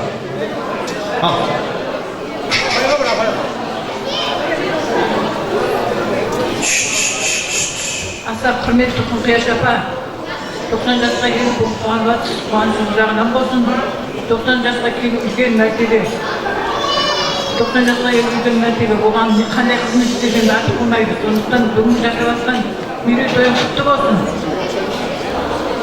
Балдарыңның ортасында, балдарыңның ұл-қыздарыңның немере шөберелерінің ортасында қызығын көріп, Алланың деген жасын жасап отыра бер. Зор денсаулық берсін. Алма тойға жиналған қауым бәріне осындай той 90 жыл құтты болсын.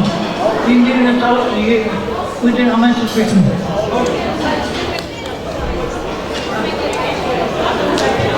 Бөрік деген жеміздің екенін апасымын.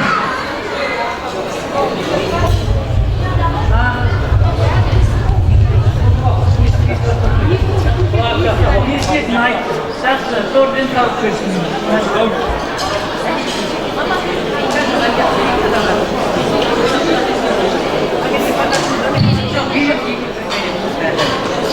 Ал, Құдағай, апа, мына 90 жасың құтты болсын, денің сау болсын.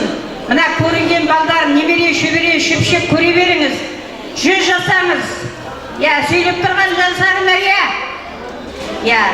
келген қойыштауын сіздерге де осы жұмысты болсын, ұзағынан болсын, той-той боласын.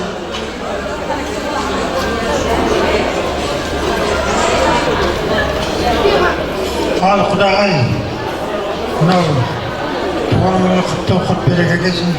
Бала-шағаңа рахат көріп, қызығын көріп, бұрын Құдағайдың қазір енді не болдыңыз енді? Апа болдыңыз. Жасыңыз жас болсын, ешқандай жамандық болмасын, бірыңғай жақсылық болсын. Жәке мынау балдарыңыз той жасап жатыр сізге арнап, әдейі. Құтты болсын, құт береке келсін. Коллективтерің бәрі жақсылық болсын, өмірде ұзақ өмір сүріңіз. Bazıları arkasını görüyorlar. Hadi gel.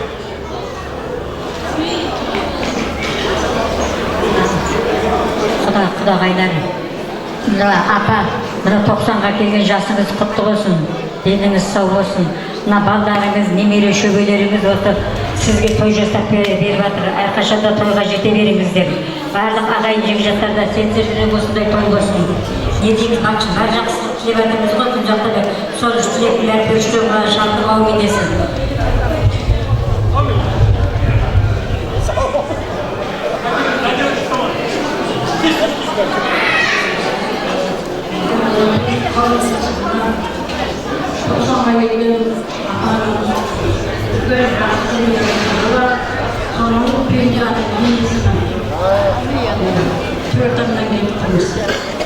Бұжаның қызымын келген қара кезекке келуімін. Осы апамыздың 90-ға толған тойы құтты болсын. Әрқашанда осындай отының басында балдары қызықтап тойлап жүре берсін. Балдарына денсаулық берсін, күш-қуат берсін. Алланың берген жасын жасап, балдарының ортасында ойнап күліп жүре берсін. Құдағайым, құрметті тойшы қауым, бүгінгі 90 жас Құңқияш апайдың мерейтойы құтты болсын, дені сау болсын. Мына істеп жатқан балалар, қыздары, немерелерінің, мына істеп жатқан тойларын сыйы болған болсын. Бәріміздің осы аналарымызға құрметтеп, сыйлап жүре берейік, тосын сый жасайық, сыйлап аналарымыз аман болсын. Өзінің бостырып отырған қонақтардың ішінде бәріміз үлкендеріміз аман болсын. Барлық айтуға тілектер қабыл болсын. Тойшы қауым, мына бүгінгі Құдағай Құңқияш апамыздың 90 жасы құтты болсын. әр шаңырақта тек қана қуаныш болсын, аманшылық болсын, еліміз аманшылық болып, мынау алдымызда әңгіме болып, осындай ақ дастарханда тойласып кездесе берейік. Мен өзім мына Роза қызының құдағайымын. Мен де Роза қызының құдағайымын. Құдағай апа, 90-ға толған үлкен тойымыз құтты болсын. Жасыңыз 100-ге жетсін, немере шөберелеріңіз ұзын көріп, мына сіздің мерейіңізді шығарып, мына балаларыңа үлкен рахмет. Балдар бақытты болсын, дендері сау болсын. Мына отырған бүкіл ағайын, тума, жекжаттардың бәріне осы 90 жылдық тойымыз құтты болсын. Құрметті тойшыл қауым, бүгінгі болып жатқан құдағай апамыз 90 жасы құтты болсын, деніңіз сау болсын. Мынау ұрпағыңызбен мың жасаңыз, алдыңғы толқын кешегі күндері Тоқаевтың қолынан медаль алып жатса, артқы толқын Путиннен медаль алып жатыр. Сол бәрі балаларыңызбен құтты болсын деймін.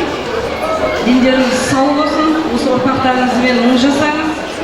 Мына Рамазан айы сияқты сізге де жыл бүгін менімен бірге жағаласып қалыпсыз. Құтты болсын тойыңыз.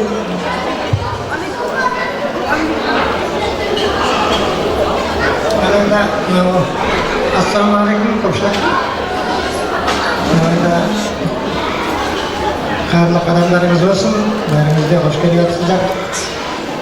Біз oradan gelip жатқан құдасы екенмін. Құдалар, қуаныштарыңыз құтты болсын, жағынан болсын. Құрметті дастархан жайып жатқандарыңызға көп рахмет. Құдағай қайырлы жасыңыз болсын, деніңіз сау болсын, жастан жасқа тола беріңіз, жастарыңыз ашық болсын, еліңіз тыныш болсын. Сонымен ағайындар, туыстар, өткен жүрген ұры болсын, тыңдағаныңыз өр болсын, жолымыз басқа болғанмен тілегіміз бір болсын деп кегіп айттым. Құтты болсындар.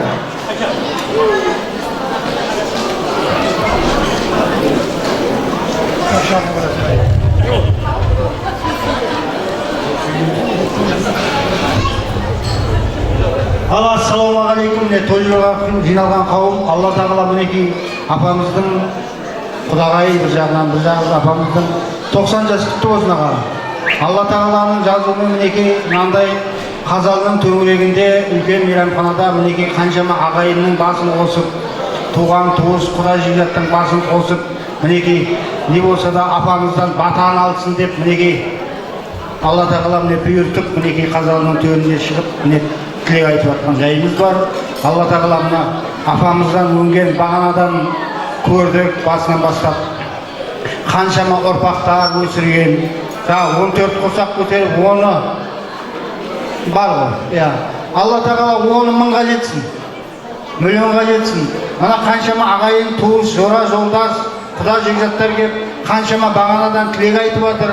Алла тағала, апау, осы ағайын туыстың айтқан тілегі періштенің құлағына шалынып әумин десін. Алла сізге қуат берсін. Үбірлі шүбірлі бола беріңіз. Неменен, шөбере неменен деп өре беріңіз апа. Мінекей қаншама ағайын туыстың арасына келіп, қанша оралдан деген бар, Қазақстан түпкірінен сіздің қуанышыңызға бар, ұзағынан сүйсіз. Бәрі осы тойға жиналған қауымдар 90-ға келсін, 100-ге келсін. Апа 101 жасаңыз.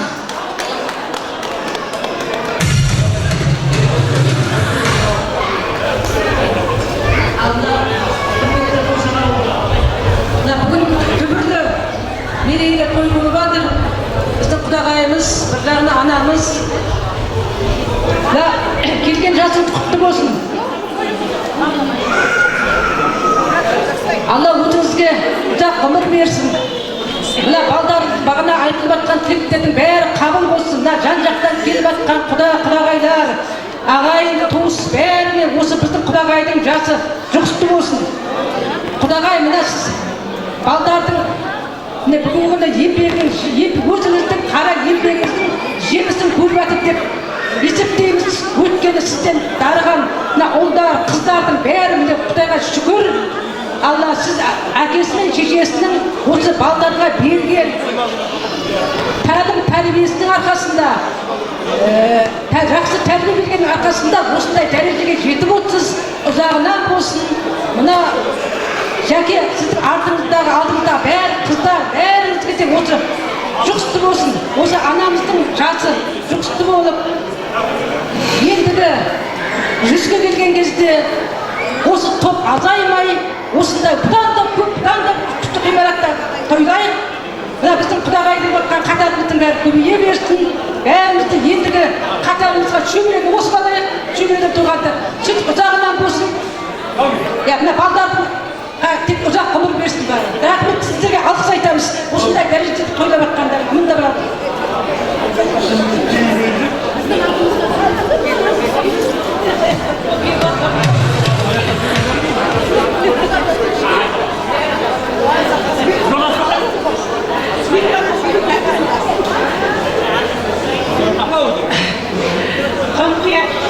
Туған күнің құтты болсын. Алланың берген жасын жасай бер. 100 жасқа 100-ден де асып кет. Мына бала шағаларың, немере шөберелерің жүрген отырған қызықтарын көріп тойлап отыра бер. Алла жақсылай. Мына анаңның туған күнін ұйымдастырып істеп атқаның рахмет. 1900-дан бір бас жүрейді. Мына жақсылық екеуің басшылық жасады. Осы бала шағалардың бәрін ұйымдастырып, осындай аналарыңның 90 жасқа келгенін тойлап атқандарыңа рахмет, бақытты болыңдар. Сендер де осындай ұзақ жасап, бала шағаларың, немере шөберелердің қызығын көре беріңдер. Алла соған жасын. Рахмет.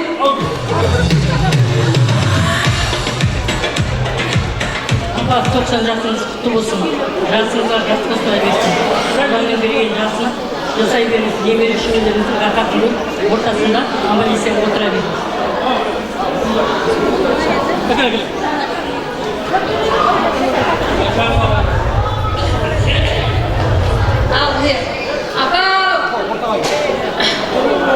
Апау бейбілдің абысыны сабар айтшамын. Бүгінгі мына құрметті тойымызға келіп қалдық. Ұрпағыңызбен мың жасаңыз. Бала шағаңыз аман болып, Алла соның ортасында аға жетіп отыра беріңіз ападай.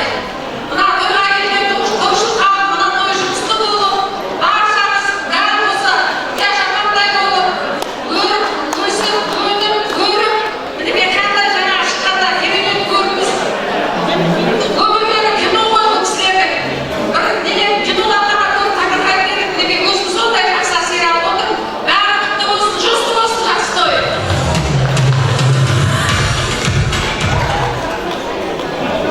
Құдағай апамның бүгінгі тойы құтты болсын, еліңіз сау болсын. Мына 100 жасаңыз, мына Алланың берген сыйы ғой, сыйын ұзағынан болсын. Мен мына Амантай құдағайымын.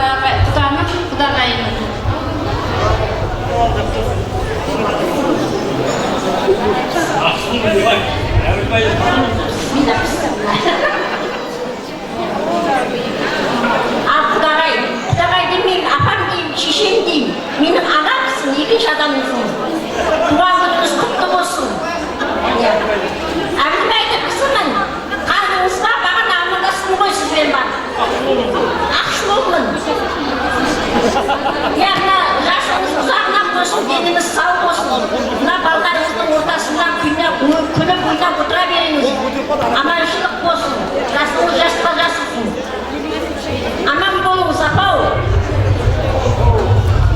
100 жасыңызға барайық. 100 жасыңызға барайық ендігі жерде.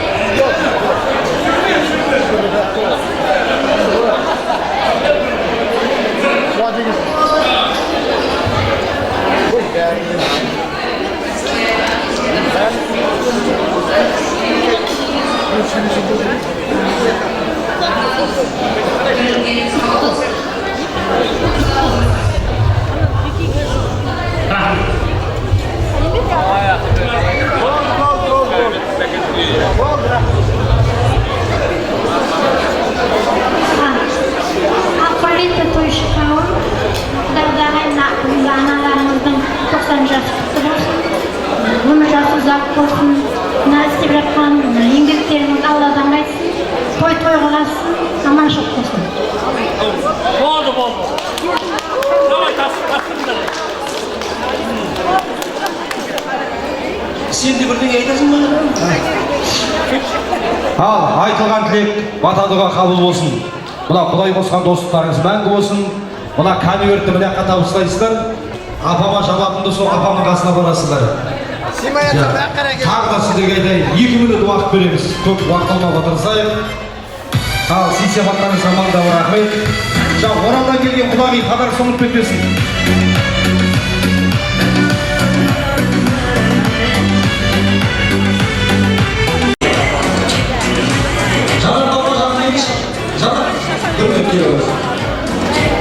Рахмет, бағана енді тойдың басында ән салғаннан кейін оралдан келген Құдағайдың сізге сыйлығы бар екенін білесіз, соны шырайын шығарып бергісі келіп жатыр. Жаңа тыңдасам бана өлең айтып еді.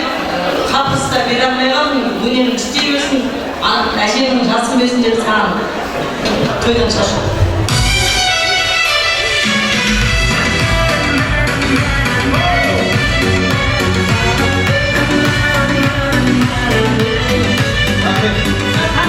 Бір өлең сұраймыз, билейік, ас жеп түйіліп қалды. Ой шашын сән. Біздің қазалының бәрінеге оралдық күй болмайды екен, Рахмет. Рахмет, Оралдан келген Құдағиға үлкен алғыс білдіреміз. Енді былай қылайық, құрметті ағайын. Ерте-кеш ішкен жегеніміз енді сәл бір бойымызға тарқатайық. Бір 3-4 музыка билейік, ортаға шығып тойдың сәні ғой. Ән мен би көтеріңкі көңіл күйлеп. Ортаға отырмаймыз, Құдағилар, Құдашалар. Биге шығайық келіңіздер. Мынау палуандар қайда? Жиендер қайда? Бөлелер қайда? Асандар қайда? Келіңіздер, Қамбаш, Сорбеккей. Той бәрімізге ортақ, көңілден ортаға билейміз.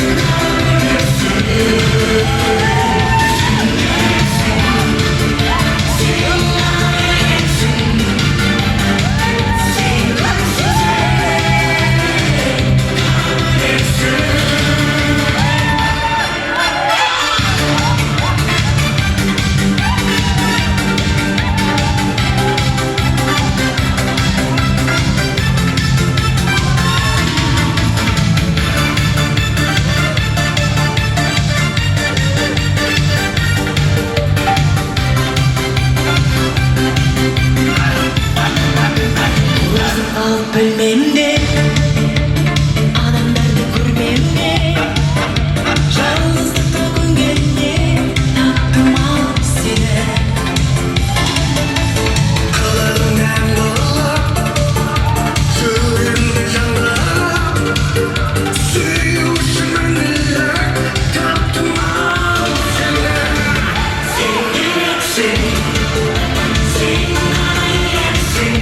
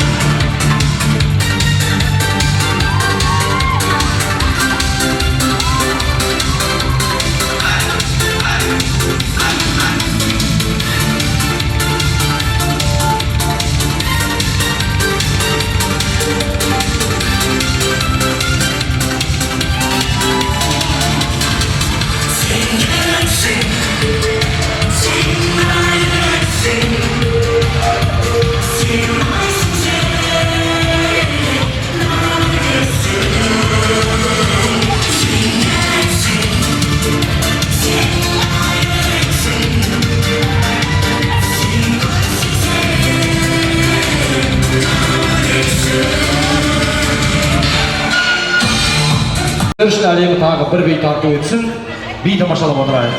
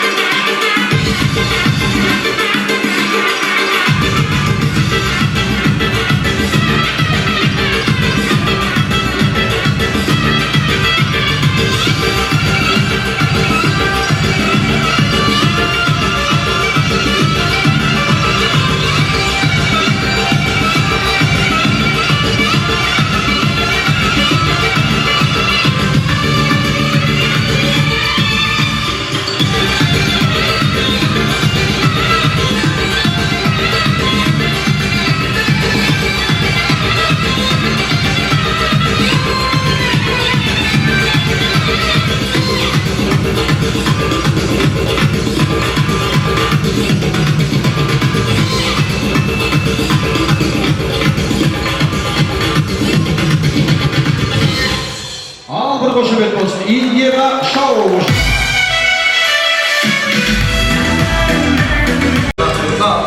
Тойғадан жарқын жақшымыз Қасымбек айтшы. Қасымбек. Енді құрметті ағайын, қазір сый-сияпаттар үлестіретін уақытқа келіп тұрмын. Бірақ оның алдында бір ерекше бір құттықтау сөздің куәсі болуға шақырамын. Ана біздің Күнғияш апамның қасында жанына жадау болып отқан кісілер бар. Соның ішінде мына осы Күнғияш апаммен замандас Дәметкен деген апам отыр. Осы Дәметкен апамның бір ауыз тілегін алайын деп едім, ағайын, осыған рұқсат берсеңіздер.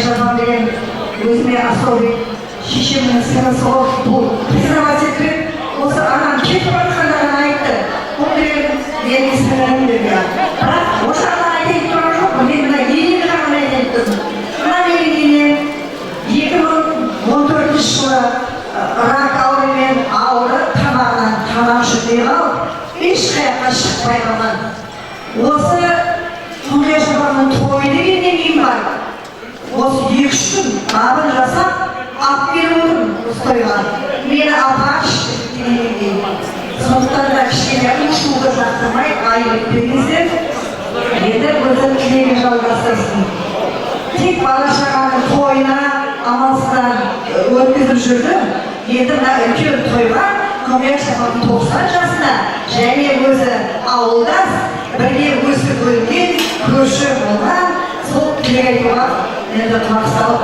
тыңдасаңыздар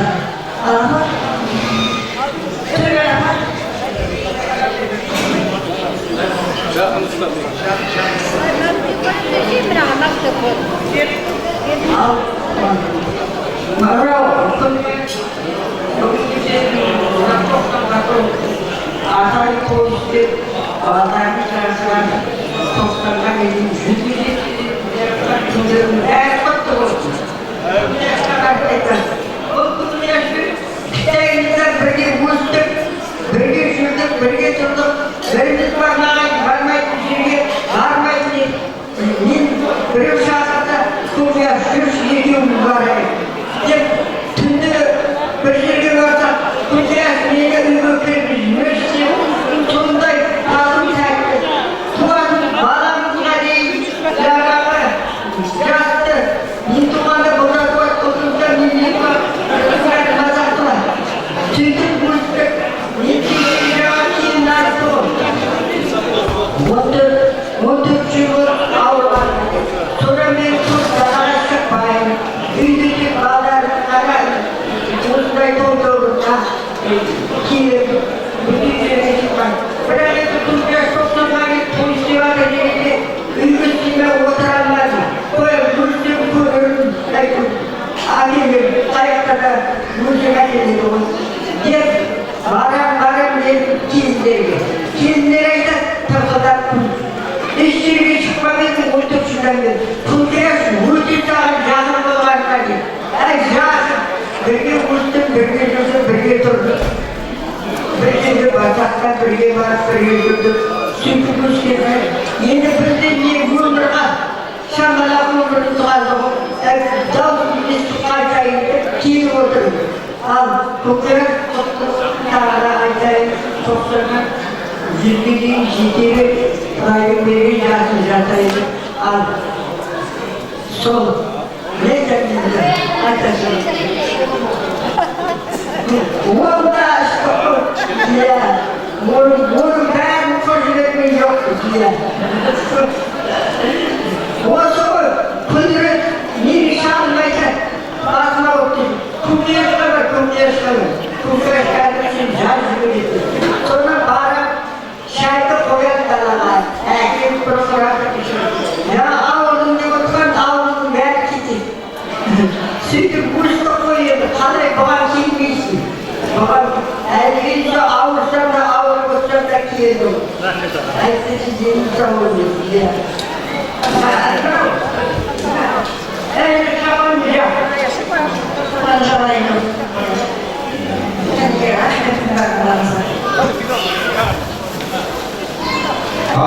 рахмет Дәметкен апамның Алла деніне саулық берсін 14 жылдан бері былай шықпап едім осы күнге ашып тойға келіп отырмын деп жатыр ғой Алла деніне саулық берсін бір қол соғып қоя аласыздар ма енді біз жаққа кішкене назар аударыңыздар мынау ортаға жақсы сыйлықтар алып шығып тұрмын қазір мына экран арқылы кішкене сіздерге жұмбақ жасырайын апа жаңа айтқандай бұл енді 90 жас мерейтой бала-шағаның тойы емес ортаға үлкен кісілерді шығарып қойып секірді билетпей ақ қояйын бұл енді тәрбиелік мәні болу керек тағылымы болу керек той ғой сондықтан қазір мына экраннан бір сурет шығарамыз сол суреттерден қарайсыздар дағы қазақтың бір салт дәстүрін жасырайын деп тұрмын сіздерге. Ана суретке қарап, қазақтың қандай салт дәстүрі екенін табуларыңыз керек. Сол оңайынан бастайын, оңайына кішкентай сыйлықтар, артынан қиындаған сайын үлкен сыйлықтар беріп тұрамын. Жауабын білетін кісілер қолын көтерсе ғана болғаны, мен сұрайын, жауап дұрыс болса. Міне қазақ халқының салт дәстүрлері. Бірінші суретті жасырамыз, қандай салт дәстүрге жатады мынау? Қазақтың қандай дәстүрі? Ау! Қандай дәстүр апа? Қандай қазақтың дәстүрі бар еді? Қандай дәстүр көріп тұрсыз? Қазір барайын. Қазір. Қазақтың салт дәстүрі қандай? Терме дәстүрін айтады. Салт дәстүрі жатпайды ғой. Қане? Домбыра келіп көріп тұрмын ғой, қандай салт? Ау, қыз ұзату жоқ. Беташар той. Беташар той дейді. Ана мен 90 градусқа иілетін нәрсе ғой, көріп тұрған жастар. Беташар келіннің бетін ашатын, қазақтың елге таныстыратын салт дәстүрі. Беташар деген қазақтың дәстүрі бұл. Құтты болсын қарындасым. Рахмет. Енді шамалы логикамызды қосайық, құрметті ағайындар. Келесі сурет шығарайық. Мысалға, мынау қандай қазақтың салт дәстүрі? Қазір. Мынақтан қарайын, кішкене айбеттеңіздер. Қандай дәстүр? Amma енді арқанмен іс тұрғаннан кейін белгілі қазақтың тұсаукесер дейтін дәстүр екен. Баланың алғашқыдан басын атап өтетін қазақтың тұсаукесер деген дәстүрі. Құтты болсын аға. Жаймен қиындай береді енді. Қазір, ал көке, шығарайық, келесі сурет көріңіздер. Мынау қандай қазақтың дәстүрі?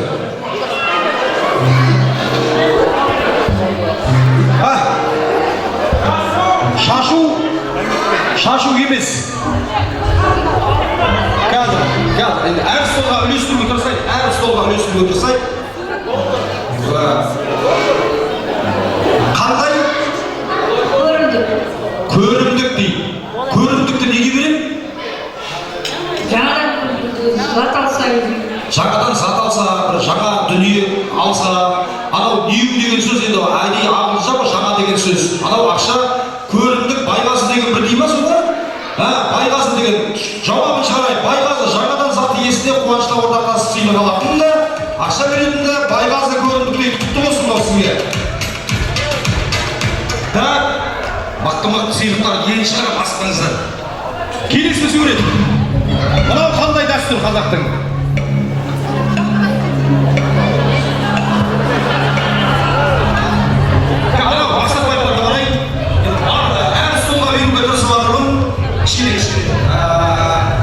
Қандай дәстүр? Сабан кезде соң ағайын десі қол үшін беріп жүрмін. Жауабы шығарайықшы, жауабы. Қиын істе үлкен шаруаға ауыл болып бірігіп, тегін көмек көрсету дәстүрін асар деп айтады құрметті ағайындар. Бірге құтты болсын. Қазақта осындай салт дәстүріміз бар. Мынау қандай дәстүр қазақтың? Табыңыздар ал.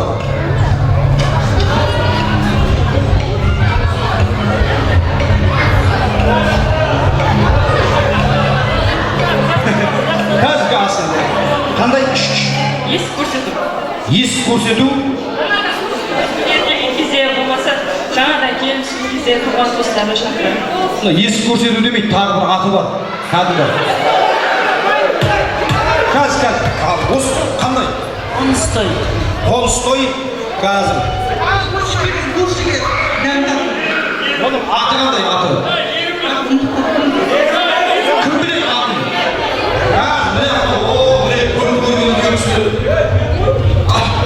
Ал қандай? Ерулік. Сонымен жауабын шығарайық. Ерулік деген қазақтың салт дәстүрі. Жаңа көршіге дәл ұсынып танысы сыйласы орнату дәстүрі. Жаңа есік көрсету деп дұрыс айтып жатқан шығарсыздар, бірақ бұның нағыз қазақтың салт дәстүрінде ерулік дәстүрі деп аталады құрметті ағайын. Осылай біліп жүрсін кейін орта. Өмірінде алға бір подаркімен. Ертең есік орнында дауысында қатты рәсімдерін. Сенсеңдіз? Рахмет. Әйелі бүгін жасқа шығып білмейтін өздерінің жақсылығына өзгертіп отырмасын деп сол жақсылығын айтасың. Енді тағы бір сурет шығарайын. Бұл да тағы бір қазақтың дәстүрі. Жастар жағы біліп жүрсін, мынау суретке қарап қандай дәстүр құрауға болады. Мынау сыйлықты беремін. Оңаша шай, аға соған ұқсайды бірақ. Наурыз деген салт дәстүрге жата ма? Мереке ғой ол. Қоныс тойда емес. Көңіл шай, күйеуін сұрау. Жоқ. Қазір. Ағайын тату болса ас көп деген. Абысын тату болса. Ас көп деген. Апам, біз мақал мәтел емес, салт дәстүр жасап жатыр едім ғой. Апам мақал мәтел. Енді мен мына кішкене бұл дәстүрдің атауын айтуымыз керек. Бастаңғы. Бастаңғы? Ереулікке қарулық емес. Бұның енді мен кішкене несін айтайын. Сіз келіңізші ма, келіншек жаңа айтып еді. Точно атауын айтсаңыз көрейін.